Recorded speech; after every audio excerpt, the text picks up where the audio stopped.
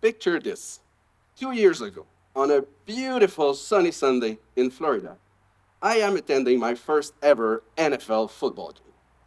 As the stadium is buzzing with thousands of people, I have an issue. I have to pee really bad. I need to find the closest restroom now. As I spot one, I take an extra deep breath. I don't want to go, but I have to. I'm convincing myself this is just a routine pit stop.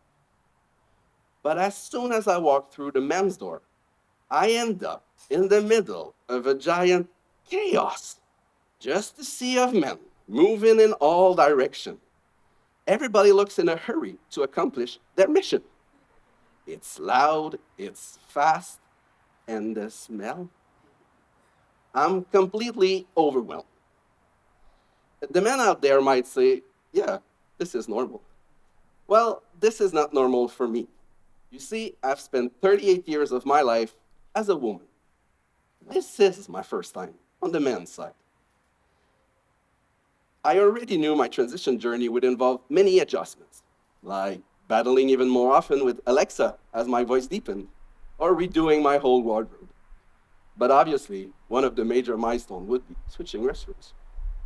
Because for years, I used the women's restroom system, where no matter the circumstances, there's always a calm, patient, structured line, and the only option is to go to the next available stall. Straightforward circulation pattern. So today in that football stadium, I feel completely lost. I cannot figure out how to navigate this mayhem. I feel like I've stepped into another dimension. As I exit the restroom, my mind is filled with questions, but mostly, why was the men's side so different than what I thought it would be? Could it be that we think we understand the other gender, but actually understand very little? From that moment, I was intrigued. Everywhere I traveled, Canada, United States, France, the UK, I compared the small details, the patterns, the unwritten rules. Soon, these restrooms would become my social lab. For example, no matter on which continent I was, on the women's side, there was a sense of a village. I could hear things like, you go ahead, you're pregnant, or she has a kid, let her pass. A safe place where we look out for each other. It feels like a small, caring community. Interacting with someone else is completely normal. I would exchange smiles, nods, even full conversations. Once I got an amazing pizza place recommendation while washing my hands with someone I met 3 seconds ago. But on that men's side, that community feeling vanished. It feels like everyone has signed an invisibility contract. The rules were clear: no smiling, no talking, and absolutely no eye contact. Interacting with someone else feels like I am intruding on their privacy or that I am challenging them into a fight. These restrooms feel way more like a battlefield than a village. Everybody is on their own because, by the way, men do not go in the restroom in groups. I will also let you imagine the day I tried to compliment a guy about his shirt. The way he stared at me confirmed those unwritten rules.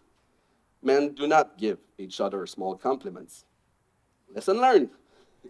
And clearly, on top of that, I won't receive any restaurant recommendation on this side, as washing hands seems also more optional. As with time, as I got used to be less chatty on the men's side, though, I realized how I have been way more self-conscious on the women's side. Before, I would cough to cover sounds, time my flush with others, any solution to be as invisible or as noiseless as possible. But on that men's side, complete opposite again. I did not witness much care about noise or even more privacy. Many men don't seem to care about being seen or heard. More than once, I've seen men using the toilet with the stall door wide open. In a sense, though, it feels like everyone in there is allowed to take up all the space they want if they want to. That made me reflect on how much I was containing myself when I could take all the space I wanted. I was conditioned to hold myself back. I could go on with examples for hours, but this is a TED Talk, so I'll get to my point. Through this process, I realized I had a rare chance to experience the world through both men's and women's perspective. I can now understand and navigate the social rules, the expectation, the human experience of each side. But even more, to my own surprise, my unique experience became useful. Every time I opened up about my curious restroom observation, people started exchanging experience on the subject, things they mostly never discussed before. Men and women could know more about each other, and I could help. These all led to genuine conversation. Around the table, men would nod while women would smile in recognition. After a few minutes, questions are flying from both sides. These conversations became a moment for sincere curiosity, some authentic sharing, and of course, some amusing moments. Some of my male friends now even ask other men in public restrooms to clean after themselves because of our talks. Some women around me simply stop being so self-conscious because they are aware now. But at time, I've seen intense, full questioning about our gender conditioning. Through these interactions, I realized how every space holds potential for a better understanding of the gender. What if we start paying more attention to our school, our workplace, even our family dinners? What if we start questioning instead of assuming what it means to live as the other gender? Imagine all that we could learn if we talk just more openly about our daily life experiences. On a personal level, I realized I was entrapped between two worlds. I was becoming a translator, connecting them. Like someone fluent in two languages, I became what I call gender bilingual. And why not? These conversations could be my contribution to humanity. So here's my invitation to you. Start a conversation about restroom with someone of another gender. Simple as that. Let's say you could ask the men in your life, do you make eye contact in the restroom? How do you choose between stall or urinal?